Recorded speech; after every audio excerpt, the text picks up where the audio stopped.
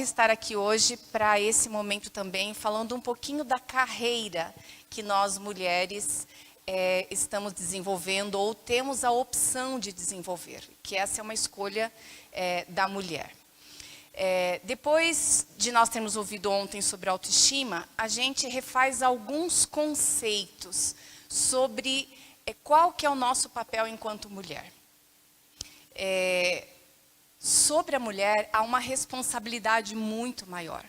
Vocês sabem que quando um casal volta para casa depois de um dia de um trabalho, não sei se acontece na sua casa, não vou dizer que na minha acontece, viu, querido? Mas normalmente, quando os dois chegam em casa, o homem vê a casa como lugar de descanso. Então ele precisa chegar em casa, sentar um pouquinho, descansar, porque ele veio do trabalho. A mulher vê a casa normalmente como um lugar de trabalho. Então ela precisa resolver logo as coisas que tem em casa para depois ela descansar. Não é assim. Tem alguns homens aqui atrás das câmeras que eles estão concordando, mas a maioria são as mulheres que concordam. Nós acabamos trabalhando uma jornada dupla. E eu falo isso nós de modo geral. Eu sei que há casais, como lá em casa, onde as tarefas domésticas são divididas, compartilhadas, porque afinal de contas não é de um ou de outro, é da casa, do casal, é da família. E hoje eu queria falar um pouquinho sobre a nossa vida profissional, para aquelas mulheres que querem fazer uma carreira trabalhando fora de casa. Há mulheres que fazem carreira em home office, trabalhando em casa. Nem sempre foi possível que uma mulher trabalhasse fora. Nem sempre foi possível. Talvez você tenha convivido, conversado com tias, com avós, com bisavós, quem sabe, onde elas disseram para você que lugar de mulher é em casa. Essa possibilidade de uma mulher trabalhar fora, ela aconteceu quando os homens precisaram de ajuda para o sustento da família. Ou quando eles foram para a guerra, e aí foi necessário que as mulheres assumissem os negócios da família, você tem aí a Revolução Industrial e assim por diante. Mas você sabia que a primeira mulher brasileira a ir para uma faculdade, coisa que hoje a gente praticamente não imagina que uma de nossas filhas não vá para o ensino superior. Mas essa mulher, eu vou mostrar ela aqui para vocês. Eu que mudo, né? Para onde eu aponto? Aqui. Essa mulher chamada Rita Lobo Velho Lopes. Quero falar para vocês sobre ela. Vocês estão vendo aí a Rita? Você vê aí na tela, os meninos vão colocar aí para você. Você vê na tela 3 imagens sobre essa mulher. Primeiro, é um diploma da Faculdade de Medicina que a Rita teve. Depois, uma foto dela e, por fim, um selo comemorativo da Rita. Vou contar para você que a Rita foi a primeira mulher brasileira a ir para o ensino superior. Ela é uma gaúcha, lá da região de Pelotas. Eu também sou gaúcha e devo dizer para você que o Rio Grande do Sul, ele é conhecido, em alguns casos, por homens que são muito colaboradores nas tarefas domésticas, mas também por alguns muito machistas. Você que acompanha o Rio Grande do Sul sabe que a gente tem uma história aí também. A Rita, ela nasceu lá no interior, numa região de fazendas, no Rio Grande do Sul, e ela teve 13 irmãos. Significa que a mãe dela teve 14 partos. Mas a Rita sempre foi diferenciada. Aos 4 anos, Rita já precisou mudar de casa, porque o pai dela, como cuidava ali daquelas fazendas, ele acabava mudando. Quando ela foi para a escola, ela já se desenvolveu de um jeito muito diferenciado. A Rita era daquelas meninas que hoje a gente poderia dizer assim na escola, que seria um aluno com superdotação. Sabe aquele que aprende o conteúdo do próximo ano antes de todo mundo? Essa era a Rita. E a Rita, ela terminou o que na época se chamava de primário, que hoje seria aí o Fundamental 1 até o 5º ano, ela terminou com 9 anos. Não tinha muito o que fazer, isso a gente está falando de 1800, não tinha muito o que fazer nesse caso. Então, quando a Rita tinha 17 anos, a sua mãe teve o 14º filho e morreu de parto. Mas antes da mãe da Rita morrer, a Rita já tinha no coração a vontade de ser médica. Mas ser médica era uma função de homens. Não tinha médica, tinha médicos, o médico da família. A Rita admirava muito o médico da família, que ia lá, imagina a mãe tendo um filho por ano, o médico ia muitas vezes à casa dela, acompanhar a gravidez e parto e tudo mais.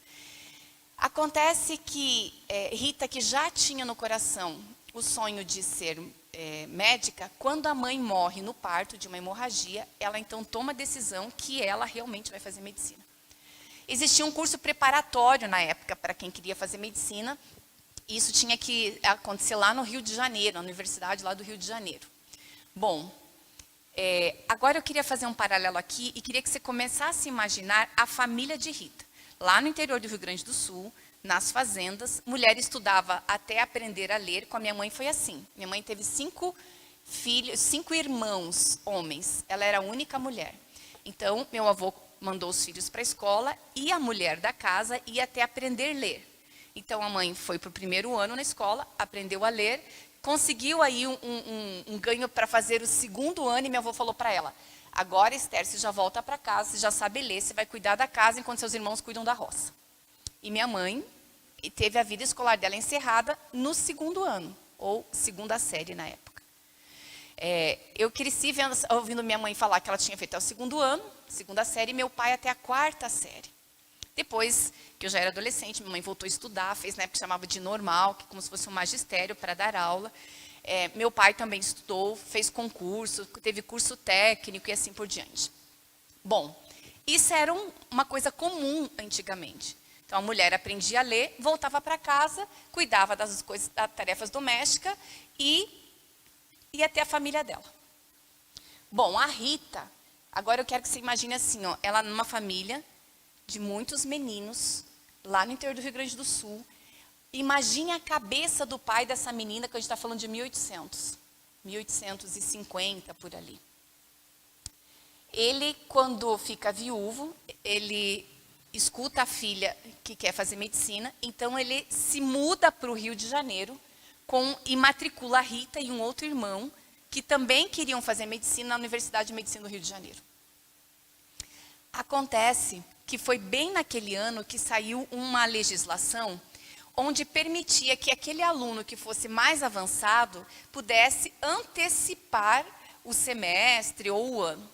E Rita estudou 2 meses e pediu ali para poder antecipar, porque ela já tinha entendido o conteúdo do semestre. O irmão dela também, e aí uns que queriam, outros que não queriam essa questão de antecipar. O irmão dela acabou brigando lá na universidade com o reitor, e para evitar retaliação, o pai pega a Rita e o irmão e se muda para a Bahia. E lá ele matricula os filhos para poder fazer medicina. Veja que saga para um pai de 13 filhos, criado na roça. A gente está falando de 1800, que ele aceita, Nivaldo, pegar a filha e fazer o que nunca ninguém tinha feito nesse país, colocar numa universidade. Não é uma coisa simples. Não é uma coisa simples. E ele vai, e Rita ali, a faculdade que era de 3 anos, de 6 anos ela faz em 3. Tamanha desenvoltura de Rita. Ela apresenta então a tese dela num grupo grande. Ela apresenta técnicas para obstetrícia, ela resolve ser médica. Naquela época, quando Rita ia para o laboratório de medicina, para as aulas práticas, sabe o que era necessário? Uma outra mulher casada deveria acompanhá-la. Consegue imaginar isso? E o pai de Rita ia todos os dias à faculdade, levava a Rita, ficava lá na faculdade esperando e trazia ela de volta depois, quando ela concluía o período de aula. Quantos homens fariam hoje por suas filhas pelo sonho de uma filha? Sabendo que ele estava levando a filha para um costume que não era o padrão. Ele podia ter pensado, quem vai querer casar com a minha filha? Esse negócio de ser médica não tem nenhuma, como é que ela vai fazer isso? Ele tinha outros filhos que também estavam ali, mas ele foi o motor. É fato que eles tinham uma situação financeira muito favorável. Quem sabe se a Rita tivesse uma situação financeira mais humilde, não tivesse sido possível que ela realizasse esse sonho. Mas, depois dessa trajetória, a Rita, então, volta para o Rio Grande do Sul, ela se casa com um namoradinho da adolescência, eles têm uma filha, ele era advogado, eles Eles trabalharam um pouco ali na região de Pelotas, atendendo mulheres de parto. Imagine também, nós mulheres às vezes também somos preconceituosas. Será que a gente gostaria de andar, por exemplo, sendo atendida por uma mulher numa profissão que hoje é essencialmente masculina? Não é muito comum mulheres pilotarem, mas será que nós iríamos confortavelmente viajar com uma mulher que fosse ali, que tivesse um lugar de um piloto homem? Como isso seria? A maioria dos preconceitos vem também das mulheres que foram criadas por homens machistas ou por uma comunidade machista. Não é incomum você sofrer o preconceito de outra mulher. Mas ali, a mãe de Rita tinha deixado uma carta com as recomendações, como se fosse um testamento, e ela diz para Rita: se um dia você for médica, ela deixou isso escrito, atenda a todos igualmente, os que têm dinheiro e os que não têm. E essa foi a carreira de Rita, ela atendeu a todos, quando ela morou em Porto Alegre, quando ela teve a filha dela, olha como ela era uma mulher à frente do tempo. Ela teve a filha, alguns meses depois, quando a menina ali já estava depois dos 6 meses, ela ficou 1 ano na Europa com a família, voltou, trabalhou mais 6 anos na região de Porto Alegre. O marido ficou ali, ele abriu mão do direito e comprou uma fazenda naquela região, ele foi cuidar dessa parte do agronegócio. Ela ficou 5 meses em Buenos Aires estudando, porque ela queria se especializar em obstetrícia, e seguir uma carreira. Rita também, se você pesquisar sobre ela, é daquelas que foi a primeira vereadora na cidade dela, na política, no direito das mulheres votarem, assim por diante. Talvez hoje para você trabalhar fora não seja algo diferente. A gente tem aqui a Aline, que é gerente da Casa Aplicadora Brasileira de uma loja. Isso não era uma coisa comum. Eu não sei se você consegue imaginar, Aline, a sua mãe sendo gerente de um negócio. Sua avó sendo gerente de um negócio. Nós ainda estamos quebrando paradigmas. Mas a possibilidade de uma mulher ser bem-sucedida no trabalho fora de casa ainda é algo que está em conquista. Quero mostrar alguns dados para vocês. Não sei se você sabe, mas... deixa eu mudar aqui. 51% da população brasileira que trabalha fora, 51% da população brasileira é composta por mulheres. Na igreja adventista, por exemplo, a maioria também da membresia é composta de mulheres. A gente está aí na casa entre 50% e 60%. 51% da população brasileira é mulher. Só que a ocupação feminina nos postos de trabalho, ela era, em 2007, de 40%. Aí você vai para 2016, subiu para 44%. Veja só. Em 1950, 13,6% das mulheres eram economicamente ativas. Já no caso dos homens, 80% deles. Ou seja, as mulheres dependiam financeiramente de seu sustento para qualquer coisa que elas precisassem do marido. Agora você imagina aquela que era viúva, aquela que era solteira, que tinha se divorciado, como era a vida dela. Em 2010, ainda a gente não tinha chegado a 50% das mulheres economicamente ativas, e os homens de 80% baixou para 67%. Agora, olha que dado interessante. No ensino superior, ou seja, da população com 25 anos a mais, 23% das mulheres têm graduação, e dos homens quanto? 20%. Ou seja, já está mais do que provado que as mulheres estudam mais que homens. Você já encontra muitas mulheres doutorandas, pós-doc, porque as mulheres têm estudado mais. Quando a gente fala de renda, 76,5% do rendimento, 76,5% em média, é o que as mulheres recebem comparado aos homens. Então, se um homem recebe R$100, a mulher receberia 76,5, fazendo a mesma coisa. Eu já trabalhei na mesma função que homens e eu ganhava menos que eles. E muitas vezes trabalhando muito mais. O que nós podemos fazer sobre isso? Primeiro, fazer o que a gente sabe fazer bem, falar. Não nos faltariam argumentos. Então, se você, mulher, tiver oportunidade, não se cale. Especialmente você, mulher, que hoje já ganha igual um homem. Não se esqueça que o lugar que você está foi conquistado por alguma mulher. Eu sei que o pastor Cláudio já falou aqui para vocês e abordou um pouco esse assunto do papel do homem e da mulher. Mas olha só, 39,1% dos cargos gerenciais são ocupados por elas só. Significa que a gente tem aí 60% dos cargos gerenciais ocupados por homens. À medida que a mulher envelhece, diminui a quantidade de cargos de gerência para a mulher. Já no caso de homens, aumenta. Os homens mais velhos são considerados mais experientes e alguns se aposentam e são contratados como consultores. Grandes multinacionais têm feito isso. Mas as mulheres, à medida que elas vão envelhecendo, elas vão perdendo os cargos gerenciais. É porque elas também não têm experiência? Não. Olha só, você sabia que a média que uma mulher trabalha mais na semana são 18 horas.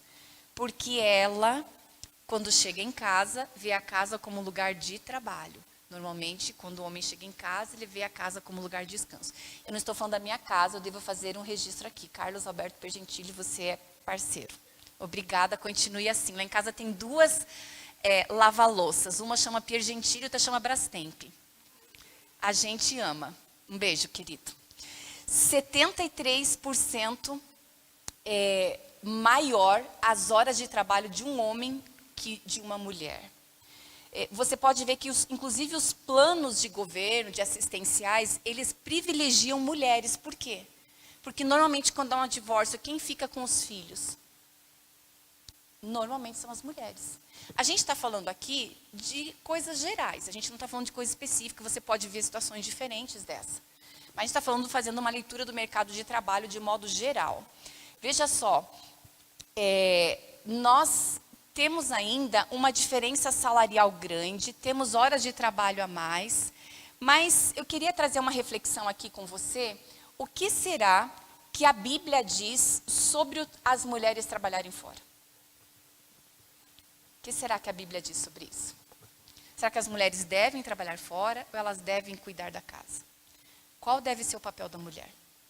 Bom, se é o que a Bíblia diz, então vamos à Bíblia. Alguém tem aí uma Bíblia que podia... Nivaldo, você pode ler, por favor? Provérbios 31. Alguém tem aí? Ou Aline, alguém puder usar o microfone. Provérbios 31, 13 a 19. Você conhece bem Provérbios 31. Provérbios 31 foi escrito por uma sogra, e a sogra da minha filha está aqui, Ana Lúcia, que cantou agora. Foi escrito por uma sogra, dando dicas de como deveria ser a esposa para o filho dela. Então, quem não gosta de sogra, talvez tenha começado aí, né? Porque a lista de exigência é tão grande para a mulher virtuosa. Um beijo para os meus genros. Eu tenho o preferido, o predileto e o favorito. São os meus genros. Preferido, o predileto e o favorito. Aline, lê aí o que a Bíblia fala sobre a mulher virtuosa.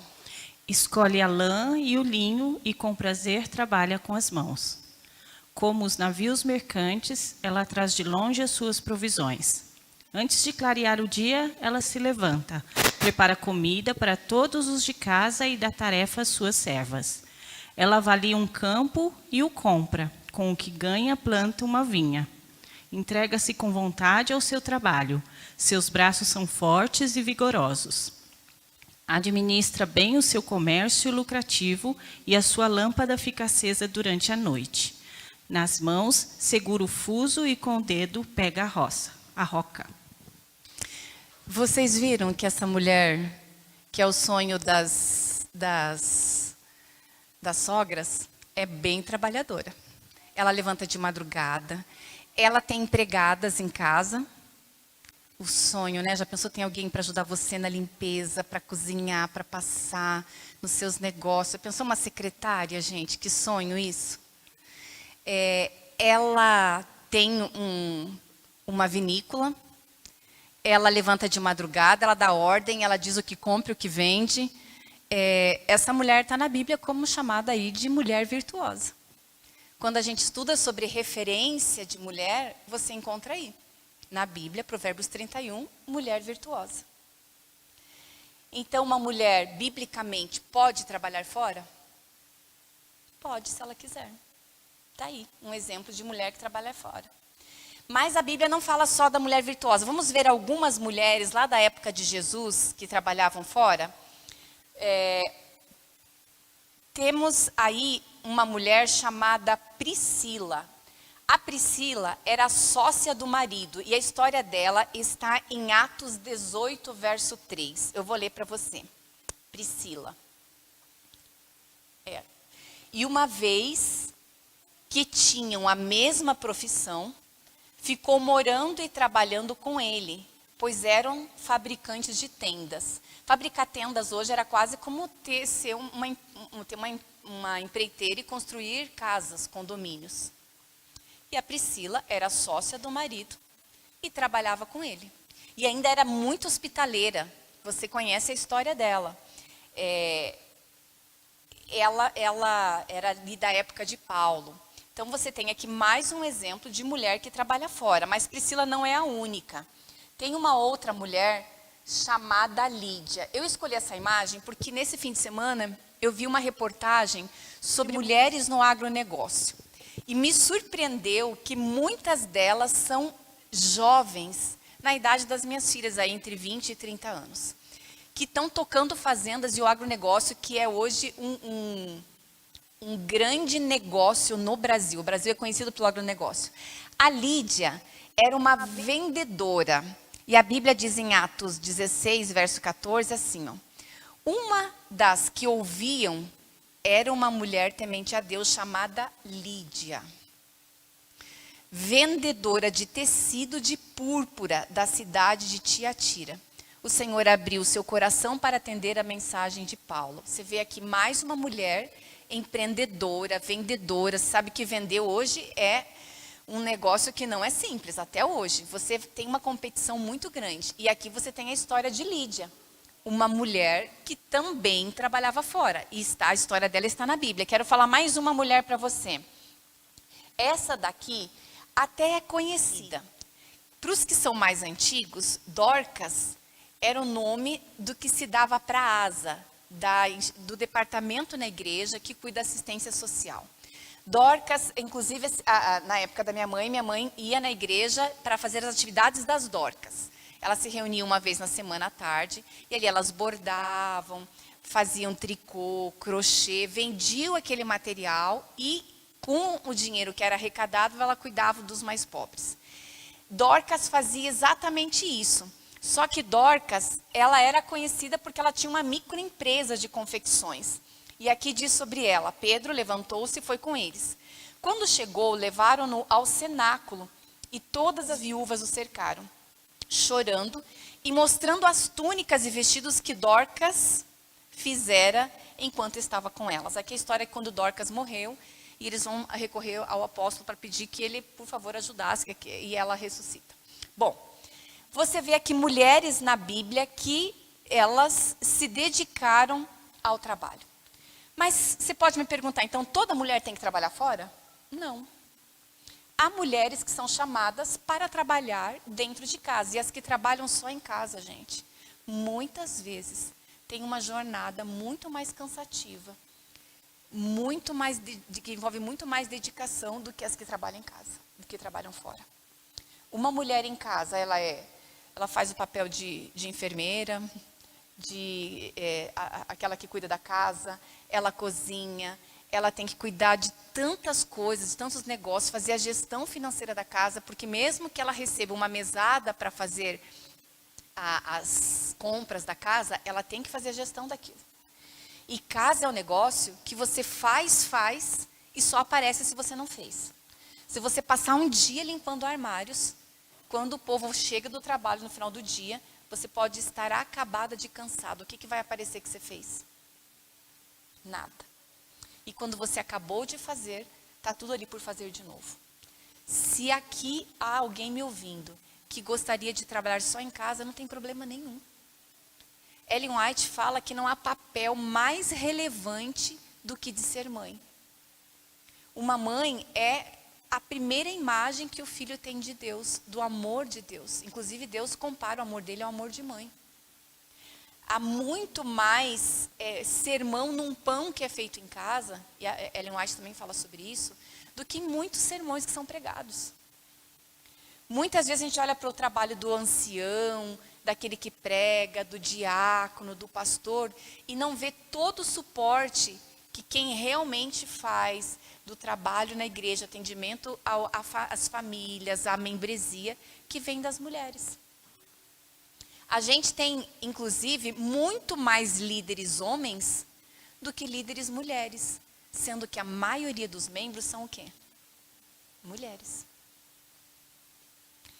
Desde que haja harmonia entre os gêneros, está tudo certo. Inclusive, há mulheres que o esposo não tem um trabalho, ela vai fazer o trabalho e o esposo fica em casa e cuida dos filhos, das questões domésticas. Nós não vivemos mais no mundo de conforto, onde a gente vai no quintal de casa e pega ali o alimento do almoço, da janta, do café da manhã. O nosso ganha-pão tem que se conquistar fora. O que é necessário hoje é que o casal, a família, inclusive os filhos, colaborem para que os papéis sejam sustentados, suportados, da maneira que fique menos cansativo e menos pesado para um só. Mas se a mulher trabalhar fora, é justo que ela receba o salário dela, que ela ganhe pela função e não pelo gênero.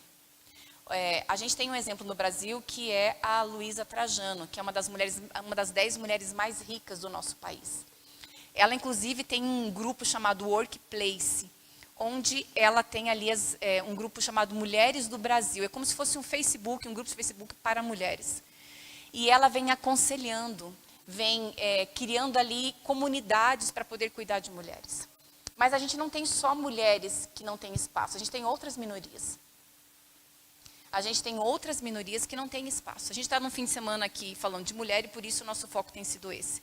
Mas olha, amigos, que tipo de mulher você quer ser? A gente conhece algumas mulheres que elas radicalizaram também, né? Quem assistiu esse filme sabe que ela é conhecida, o filme chamado O Diabo Veste Prada.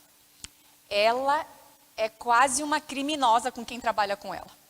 Bandida mesmo, no sentido assim da maneira como ela trata, ela só pensa em trabalho e ela vive só para isso. Mas hoje nós já temos, inclusive, se você for olhar na pandemia, os países cuja gestão é feita por mulheres, observe, pode perguntar para o Google. Os países onde são de gestão feminina tiveram menos problemas e menos mortes com a Covid-19. Pode observar, pode pesquisar. Observe, porque há em nós, mulheres, um lado maternal e cuidadoso que Deus precisa usar, seja no trabalho fora de casa ou seja no trabalho dentro de casa. Que tipo de mulher nós queremos ser? Nós queremos ser o tipo de mulher que vai falar como Josué falou. Eu e minha casa serviremos ao Senhor. Esse não é só o desejo do gênero feminino, esse é o desejo da família. E se esse é o nosso objetivo, há todo um empenho a ser feito. Esse empenho é dos filhos, esse empenho é do esposo, esse empenho é da esposa. Conheço maridos que são os que cuidam de todas as tarefas domésticas, são os que mais se dedicam aos filhos. Conheço mulheres que são pai e mãe ao mesmo tempo, e que cuidam do sustento, que cuidam dos negócios e que se viram sozinhas. Que quando estavam casadas, a renda familiar, que era necessária para o sustento, se reduziu a 30% do salário do marido que foi embora. Como elas vivem? E normalmente elas ficam com os filhos. Há pensões que não pagam a escola dos filhos, o plano de saúde. Seja o gênero que for, o nosso objetivo é um só: servir ao Senhor. nós e nossa casa. Que não haja bairrismo, que não haja machismo, que não haja mais benefício só pelo fato de ser mulher. Deus nos fez iguais. E Ele nos quer igualmente lá no céu. Seja o que for que você escolheu, Deus pode usar você. E a Ana vai cantar sobre isso.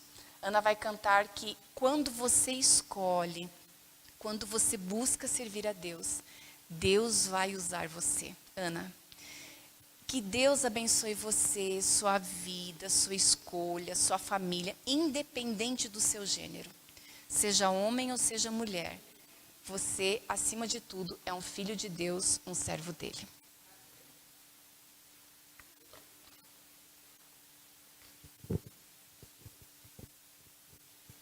Que não só as mulheres, mas os homens também brilhem, né? Que nós possamos brilhar, iluminar. Amém?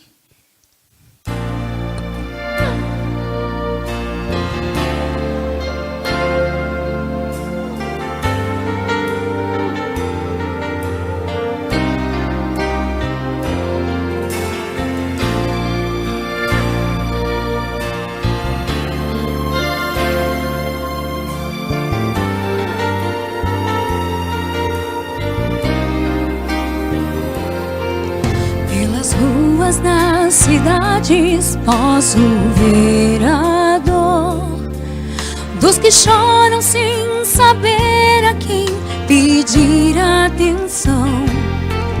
Andarilhos desta vida querem entender porque sofrem sem ter feito nada pra merecer. Não encontram um sentido pra viver, não consegue sua sorte entender. Eu quero ser usada por ti, Senhor, pra iluminar. Vive em minha vida, vem sem mais demorar. Oh, eu quero ser usada por ti, Senhor, pra ajudar. Vive em minha vida, eu te peço, vem me morar.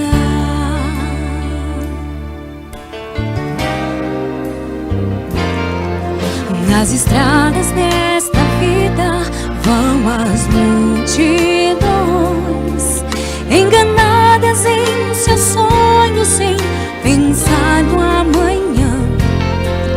Todas lutam por tesouros que não podem ter e se esquece que somente a paz em Deus por viver, e não aceitam que Jesus é Salvador, e não querem que Ele seja o Senhor. Eu quero ser usada por ti, Senhor, pra iluminar. Vive em minha vida, vem sem mais demorar. Oh, eu quero ser usada por ti, Senhor, pra ajudar.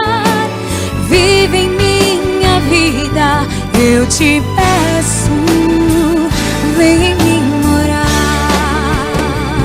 Oh, eu quero ser usada por ti, Senhor, pra iluminar. Vive em minha vida, vem sem mais demorar. Oh, eu quero ser usada por ti, Senhor, pra iluminar. Vive em minha vida, eu te peço, vem me morar. Ah,